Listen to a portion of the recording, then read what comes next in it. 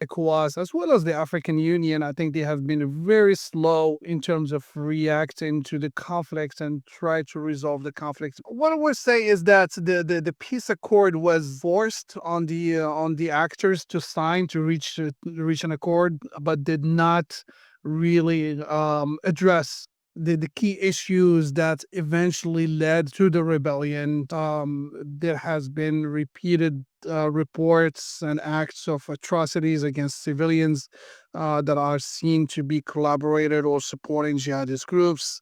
The use of mercenaries is not a solution. Hello and welcome to Unpopular Opinion podcast, where we ask tough questions about African politics, development, economic, as well as societal challenges. In today's edition of Unpopular Opinion, we are discussing urgent and complex geopolitical crisis in recent time, involving both North and West Africa, the bilateral and diplomatic fallout between Algeria and Mali. What could that mean for the security of the Sahel? Joining me to discuss this is Mr. Rida Lyammouri. He is a senior research fellow at the Policy Center for New South, Sahel and West Africa advisor. He is an expert on regional conflict, violence, extremism, and development in Africa. Mr. Yamuri, thank you so much for joining us on this edition of Our Popular Opinion. I want us to start with the recent incident involving Algeria and Mali, where Algeria shot down a military drone from Mali, claiming that it had violated its airspace. A claim Bamako strongly denies. Because of that, the three countries in the Sahel that call themselves Alliance of Sahelian States, Mali, Burkina Faso, and Niger, also came in defense of Mali. They refer to the action of the Algerian government as irresponsible and also in violation of international law. So we'd like to understand what are some of the deeper historical factors, or what are some of the root causes of this conflict between these two neighbors whom have been an allied to each other over the past decades. Yeah, thanks for having me. And I think it is a very important issue that has occurred, and an incident that occurred in recent months or recent weeks. The incident of the shutdown of the Malian drone by Algeria. But I think it's good to go back a little bit to the history, and yeah, provide some context on that led to this ongoing diplomatic tensions between Algeria and Mali. Mali historically had that domestic conflict between the north and the south. The northern part of the country that have seen the multiple conflicts that has not started recently. It started soon after the independence in the 1960s, when the Tuareg and other communities from the north, including Arabs as well as Songhai, have demanded more, we'll say, more engagement from the states, providing better services, basically providing, demanding more attention from central government in Bamako to develop the region, develop the infrastructure, providing public services, etc. So, and since the government has not provided what these communities have demanded, I think and then, not that I think, but which has led to the first rebellion in the 1960s, and then, but the solutions have not been reached, and then new rebellion erupted in 1990s, armed rebellions, and then also in the 2000s, and then the last one in the in early 2012, that has eventually led to the ongoing conflict in Mali and in the region. To go back to the most recent rebellion, which has erupted in 2012, after years of negotiations, and with the involvement of Algeria as well as other international actors like the UN, France, an agreement, a peace accord have been reached between the central government and the northern Malian armed groups, rebellion groups, which is called Algiers Accord, in 2015. However, the progress and the implementation of this peace accord has stagnated and have not been implemented and have not made significant progress. And eventually, with the arrival of the juntas of the military regimes into 2020 and then in 2022, the second coup, um, the central government, the Malian government, led by the juntas, have decided to take the matter into their own hands, and they have decided to recapture the key strongholds that were being held by rebel groups, mainly the city of Kidal and the Kidal region, and subsequently canceling the peace accord, which has angered Algeria, of course. And then and the Malian army chased the rebel groups out of Kidal, and the only remaining area where they maintain control is Tinzawatin, where the drone incidents took place. And then the Malian government went as far as labeling the rebel groups as a terrorist organization, putting them in the same baskets as well as the jihadist groups that are operating in the area. Um, so and some of the issue of the tension started with between Algeria and Mali, because Algeria is hosting some of the key leaders of these armed groups that are currently based in Algeria. So that kind of intensified the diplomatic tensions. The Malian military continued to carry offensives against the disarmed groups in the north, and including the use of drones, and which subsequently has led to the shutdown of this drone that was carrying airstrikes or planning to carry airstrikes against what they see a threat to the Malian state.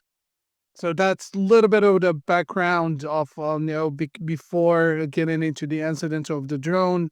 And this came as diplomatic tensions were rising, as I mentioned, because Algeria is hosting some of the key leaders that are opposed to the Malian state, and accusing Algeria of supporting these leaders who are seeking independence and the split of Mali between the north and the south. All right. Thank you so much for that explanation. We talk about a peace agreement between Mali and the Tuareg group, or the Tuareg rebels. In that peace agreement, there are a lot of things that were talked about, but many people also argue that it was basically 100% handwritten Algerian accord. So more likely it was between Algeria and Mali. And everything in the peace accord was being written by the Algerian government without the Malian involvement. What can you say about that? What I would say is that the peace accord I would say was forced on the actors to sign to reach an accord, but did not really address the key issues that eventually led to the rebellion that continued to lead to these grievances against the central government. The peace accord, personally, I see it was just a piece of paper, but the reality of on the ground was did not reflect what this peace accord was supposed to achieve. The region continued to be neglected and underdeveloped, even with the presence of the UN mission MINUSMA that was there for about 10 years. Despite bringing some stability, some peace in some of the key towns in the north, the region remains underdeveloped. Um, Again, it was in the benefit of Algeria, for Algeria to have that peace accord, because it does not want to see to see northern communities continue to rebel and continue to demand independence, because that will eventually spread into southern Algeria, which it's important to remember that there are important economic and social ties between southern Algeria and northern Mali. So northern Mali is strategic and is important to Algeria as much as important to it is important for Algeria to see stability in the northern parts as much as also like for Mali to see that stability. So to go back to the to what was on the peace accord, I think some of the issues that were supposed to be resolved. For example, the reintegration of members of rebel groups into the Malian army, which has not happened. There was always an issue. There were differences about the number of rebel groups that should be integrated into the Malian army. The process was very slow and it was dragging along, and barely any rebel members of the rebel groups have been integrated into the Malian army. So that stagnation and that has led to frustration among rebel groups, as well as also like among the Malian government, which continued to be frustrated on, and also among the Malian population in the south, continued to get frustrated by the fact that Malian army was not allowed, and Malian government was not allowed to return to parts of the north. So that created some frustration among the Malian government and among the Malian population, and that's why subsequently the Malian juntas have decided to go the use of force to use force to chase the rebel groups from Kidal and recover the air Kidal region to satisfy the public opinion in the south. Um, that's then but the peace accord was never achieved what was supposed to in terms of what was drafted in the peace accord, and I think the actors involved were pressured to reach that agreement, and but when it comes to the implementation, that is a different story, and that's where frustration occurred from all the actors, because the peace accord never been implemented. Okay. Uh, After the drone incident, we witnessed Niger, Burkina Faso, and Mali also withdrew their diplomatic missions from Algeria. Algeria also responded in same kind, as well as they also canceled commercial flight between them. With those kind of events going on between those countries in the Sahel, what are the broader implications when it comes to security? What especially for the Sahel region as well as the West African region. Yeah, this personally, I did not see this conflict. I didn't see these tensions to go beyond being diplomatic. But still, I think the diplomatic tensions have a significant security implications because of the ongoing conflicts and the ongoing violence and presence of jihadist groups, because they are the ones benefiting from this lack of collaboration and ongoing tensions between Algeria and the Niger, Mali, Burkina Faso, because the lack of coordination, lack of collaboration will only benefit jihadist groups that continue to to to benefit from this distraction and lack of unity between these countries that are uh, facing same challenges and same threats from jihadist groups that are affiliated to Al Qaeda and the Islamic State. Um, so eventually we hope that these diplomatic tensions will be resolved, but in the meantime it is such a distraction for countries that are in war against jihadist groups, and these groups that are continue to benefit from these tensions. So it's yeah. To summarize this, like I think the implication is that it has implications in terms of collaboration, coordination between the Sahelian states and Algeria, and also the rest of other neighboring West African countries, as we saw the spread of jihadist groups into northern coastal states. All right. I want us to look at another aspect that has to do with regional players. That's like ECOWAS. Over the years, we witnessed ECOWAS carrying out some military interventions in the region, especially with in Liberia, in Mali itself, in Guinea-Bissau, to help defend democracy in those countries. When the coup happened in both Mali, Niger, and Burkina Faso, ECOWAS suspended them and also threatened Niger of military intervention. At the end of the day, they backed down and now they've lifted some of the sanction. What do you think? Do you think it shows a weakness on the part of ECOWAS when it comes to protecting democracy?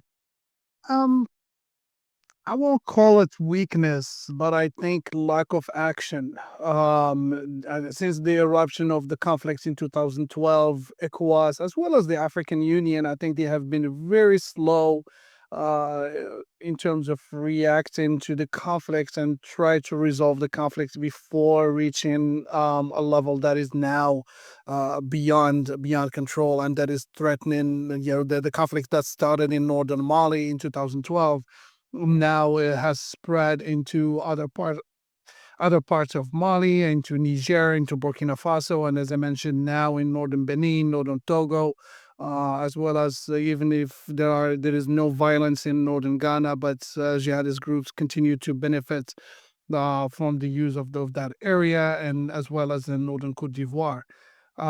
So that lack of a quick reaction, quick mobilization, not just in terms of force, but also uh, a conflict resolution mechanisms and peace building, stabilization efforts to create an environment for these groups not to exist anymore. But I think that lack of reaction has led subsequently to the intervention of the French, the arrival of the United Nations mission on the MINUSMA, but has brought no results. And that has led subsequently, as we know, to the frustration among militaries of the three countries, and then to the coup d'etats that occurred in all the three countries. Um, and what does that do is not necessarily showing weakness of the ECOWAS, but uh, maybe uh, lost some of its credibility, and also among these actors that have decided, the countries of the Sahel, the Mali, Niger, Burkina Faso have decided to took the matter into their own hands instead of relying on the regional actor that they see being manipulated and influenced by external powers, and they continue to use that narrative of France is behind is behind the influence, is the main influence on ECOWAS, and that's so it's so ECOWAS is not necessarily weak, but they lack the resources and capabilities, and to react quickly, to resolve to resolve issues, and eventually now losing this credibility uh uh, as um as a regional actor that the countries in the region can rely on. If you are just joining us on this edition of Unpopular Opinion, I'd like to encourage you to please subscribe to this YouTube channel, follow us, like, as well as recommend individuals to us that are doing remarkable works in the African continent. We'll try our best to bring them to this platform to discuss the critical roles they are playing. Thank you very much, Mr. Lyammouri. With AES countries distancing themselves from ECOWAS, wanting to create an alternative means, an alternative organization, What do you think are some of the challenges or opportunities that it presents when it comes to regional integration and cooperation? I think first the challenges is the, as I mentioned earlier, I think is the jihadist groups do not believe in borders and they operate, across the borders and without regional collaboration, regional coordination, information sharing, the defeat of these groups becomes almost impossible. Uh, so I think that is one of the key challenges in terms of security, but also economically. The Niger, Burkina Faso, and Mali, they are landlocked countries, and having tensions and being isolated. Now the access to the Atlantic becomes to the ports, and all the trade that comes through the coastal states becomes challenging. The one of the challenges in is now that these countries are becoming increasingly challenged, and they will struggle, and they struggle currently economically because of this tensions with Benin, for example, with Nigeria, and with Cote d'Ivoire. So economically, the impact is significant on the local populations of these countries. Um, in terms of opportunities, I think also this is an opportunity for the Sahelian states to explore other alternatives. For example, and you probably heard of it, is explore other actors, other partners, like for example, access to the Atlantic through Mauritania, as well as the Moroccan Atlantic Initiative, Morocco offering access to the Atlantic, to the three countries, through Mauritania to the port that is being built in southern Morocco, in Dakhla. So there are opportunities, there are challenges. These are ambitious projects for the three countries, but at least these are some of the solutions that could be brought to countries that are, as you mentioned, continue to be isolated. And in terms of security, also like the Sahelian states could explore new partnerships with Morocco, for example, in terms of security, to help them and assist them in the fight against violent extremist organizations. Morocco already engaged into, for example, in training imams and then countering the countering violence extremism. Um, Also, historically, Morocco have been engaging economically with the three countries and West Africa in general. So while I see this as initially as a challenge because we are being isolated, but also I think it's an opportunity to also seek to seek regional integration rather than division. And I think it's not easy, but it's definitely a solution that all actors should engage in to find a solution. This program is proudly sponsored by McKnight Clothing Brand. If you are living in Europe or in any parts of the world and you need an African clothing, you can simply check them up on their Instagram page or on their website. The link is in the description of this video. Uh, I want us to look at international actors, especially with respect to the presence of Russia through a private military group. What do you think is the long-term implication of this? Do you think the Sahel is becoming a proxy region for countries like France, countries in the European Union, and Russia to be fighting over resources? In terms of Russia's engagement, I think it's good to clarify that Russia's engagement with the three countries is different from Mali to Niger, Burkina Faso. First of all, with Mali, for Russia's engagement is through the mercenary group used to be known as Wagner, now is Africa Corps.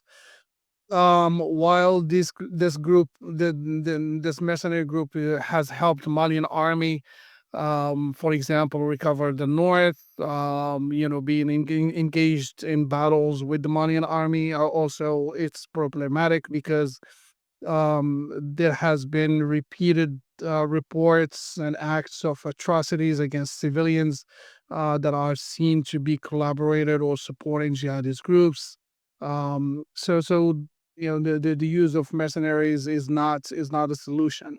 The role of Russia, if it's economic, if it's diplomatic, if it you know it it's it's fair to say that these countries can, the countries in the Sahel region can partner with any country they want, as long as if it's within the interest of developing the region economically. And but uh, it's not it's it's not just a competition. The engagement of these actors should not be because of competition against each other, U.S. against Russia or against China or against Turkey. But I think that the ultimate goal should be, and the objective should be, like, what is the benefit for the countries in the region, rather than becoming an area competing over natural resources. So I think um, France has struggled to achieve tangible results during its military engagements, um, and that has led to frustration among the population, as well as governments of the region, which has led to for them to leave, and then uh, the tensions have reached all time high between the countries in the region and France. Um, U.S. The U.S. role has been very limited in terms of security. Besides Niger, where they had almost 1,000 troops. But now I think that all these services deploy, especially in terms of intelligence gathering, I think now these countries are now do not have that access, after the departure of the U.S. Um, so it's fair for these countries in the region to seek new partners, as we have seen. They are now engaged with Russia, or they are engaged with Turkey, more recently with Iran. Um, so it's becoming a um very complex place to where multiple actors are engaged, and at the end of the day, I think we are seeing um competition between these powers, rather than trying to find solutions and stabilize this region that have seen violence conflicts for more than 13 years now, since 2012. Okay, thank you. I want to bring another aspect of the discussion that has to do with the youth involvement. Uh, if you check the Sahel region and all of the countries, mainly Mali, Burkina Faso, and Niger, they constitute about 60 to 70% of their populations are young people between the age of 15 to 35, as described by both ECOWAS and the African Union as youth. Most of these military juntas are being supported by the young people. If you see protestation going on, young people are in the street protesting them, and protecting them through protestation.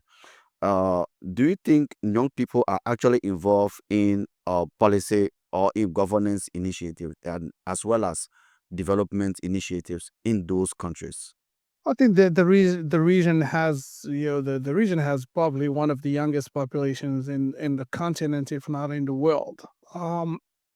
And I think it has the significant potential, but the problem, the political instability is hindering and in blocking this potential. I'm not saying that opportunities are not given to the youth, but the ongoing instability is hindering the local economy, is hindering stability, and therefore development. And this youth that are uh, probably are not able to find jobs, and probably they are going to seek alternatives. For example, trying to migrate elsewhere, to go to either North Africa or to Europe. Um, so it it's a challenge because of ongoing instability. It's not about not wanting to involve youth and in have them more engaged in the politics, in the local economy, but the current situation does not create an ideal environment for them uh, to um, to unleash their potential. And I think that is the unfortunate reality. And it's a very ambitious, very young population, that is but without stability, without a credible government, without democracy. This youth are going to continue to be marginalized and not unleash their potential. um, the, uh, the we have seen, unfortunately, in the recent years, a crash. The juntas are crashing on the civil society, and the civil society, including not just youth but also women. Not provided platform where they can express themselves, and as well as engaged in politics and other activities. You know, l- we go back to the young people. Like I earlier said, young people support all of these government. On the other hand, again, you see a lot of young people that are joining all of these extremist organizations, or these rebel groups. They are also members. Most of them are young people. So, what do you think? What are some of the awareness that those countries needs to carry out so that they'll be able to put an end to young people getting involved into those kind of programs? We can't say for sure that all the youth are supporting the current governments and the current juntas. I think maybe within the capital, and maybe we have some support and they have some support, but that doesn't mean necessarily that all youth are back in the juntas and military regimes. So we will have to be really careful, and you're making that assumption. When we see protests and that are in favor of the juntas, those participating in a protest are being encouraged, etc. But on the other hand, everyone who's speaking against the juntas are being crushed. People are being intimidated and are not allowed to speak against the juntas, even either on the streets or on social media, or in the media. So they are being hindered by the measures taken by the juntas against anyone speaking against them. In terms of joining extremist groups, this is not new. I think communities, not just the youth, but communities in general that have been neglected, that have grievances against the states, have been abandoned by the states, have been explored opportunities um, yeah, uh, to join extremist groups and support them. Not to generalize or to say certain, to identify communities specifically that join these groups or support them, but a lot of these communities have been left to themselves to protect. So they either had to flee, or they have to accept living under the governance by jihadist groups. So youth in some of this isolated areas, not necessarily all of them, but some of them explore the opportunity of joining for whatever reason. Could be financial, could be ideological, could be because of, like, to so they can protect themselves, protect the communities, and protect the families. uh, so so when this youth are left to themselves without jobs, without opportunities, they become desperate, and one of them is to join whoever is going to provide them with opportunities and provide them with a reason to exist. So that's why some we see some of the youth join in these groups. I want to ask you. Someone said that Sahel is considered as a laboratory of chaos. What can you say about that?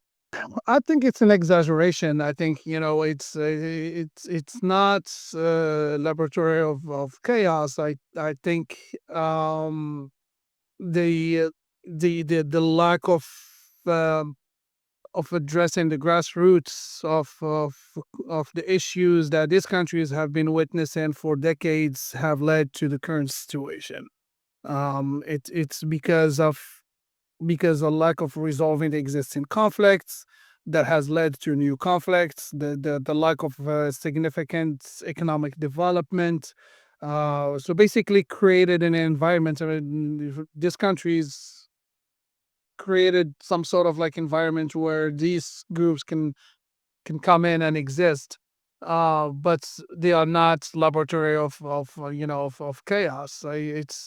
They definitely they have their issues, their political, economic, social, but not necessarily a source of chaos. Because I think when we look at every country in the region has its own problems, um, but we cannot blame Mali, Niger, Burkina for the chaos or for problems that are happening in other countries.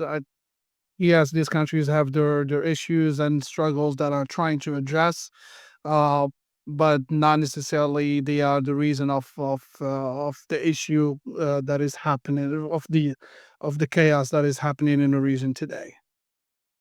Thank you very much.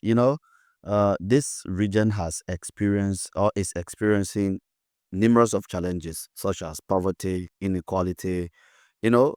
But what do you think can be done, or how these problems are interconnected with security of the region? Well, I think it starts with the leadership. I think leadership needs to have a clear strategy of how to get out of this ongoing problem, and not first of all by accepting there is a problem, there are problems, and therefore how to resolve it. And resolving it is not by being isolated; it's by collaborating and coordinating with legitimate and genuine actors that are going to help these countries reach a certain level of stability. Because without stability, other sectors are not, they're not going to succeed. So without stability, economic development is almost impossible.